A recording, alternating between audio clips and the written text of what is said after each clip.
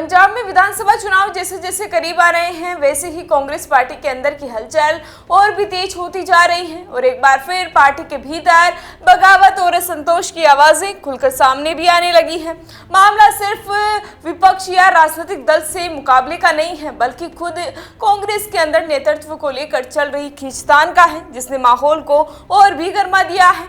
एक तरफ पार्टी चुनाव आयोग की एसआईआर प्रक्रिया को लेकर सवाल उठा रही है तो चुनावी सिस्टम पर निगरानी की मांग भी कर रही है, तो दूसरी ओर पार्टी के भीतर ही ये सवाल उठ रहा है कि पंजाब में असली नेतृत्व किसके हाथ में होना चाहिए। इसी बीच पूर्व मुख्यमंत्री चरणजीत सिंह चन्नी की आवाज पर हुई बड़ी बैठक ने इस पूरे विवाद को और हवा दे दी है, जहां कई कांग्रेस नेताओं ने खुलकर मौजूदा संगठनात्मक फैसलों पर नाराजगी जताई और अरविंदर सिंह राजावड्डी को प्रदेश अध्यक्ष बनाए रखने पर सवाल भी खड़े किए। अब यहाँ दिलचस्प की बात यह है कि अंदरूनी राजनीति में दो साफ धड़े बनते दिख रहे हैं। एक धड़ा चन्नी के समर्थन में है और दूसरा मौजूदा नेतृत्व के साथ खड़ा है।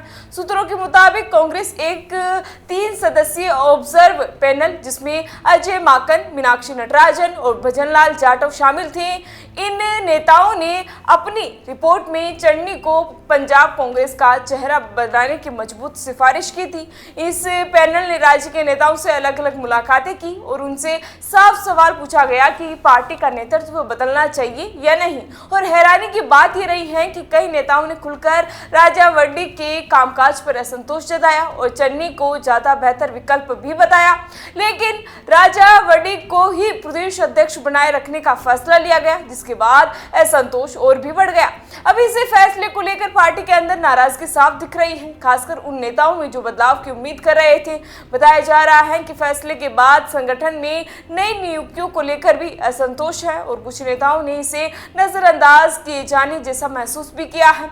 दूसरी ओर चन्नी को लेकर भी चर्चाएं तेज हैं कि वे इस फैसले से खुश नहीं हैं और उन्होंने संगठनात्मक बदलावों के बाद हाईकमान से सामान्य औपचारिक बातचीत भी नहीं की, जो आमतौर पर एक औपचारिक प्रक्रिया होती है।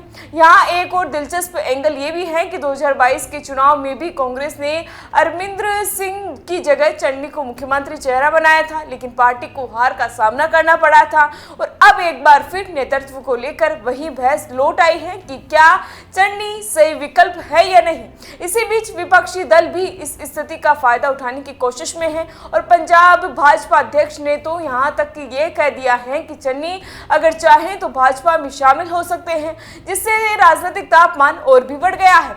लेकिन अब सबसे बड़ा सवाल यही है कि क्या ये अंदरूनी विवाद चुनाव से पहले शांत हो पाएगा या फिर ये कांग्रेस के लिए एक और बड़ा झटका साबित होगा, और क्या पंजाब की राजनीति में ये खींचतान किसी तीसरे दल को फायदा पहुंचा सकती है।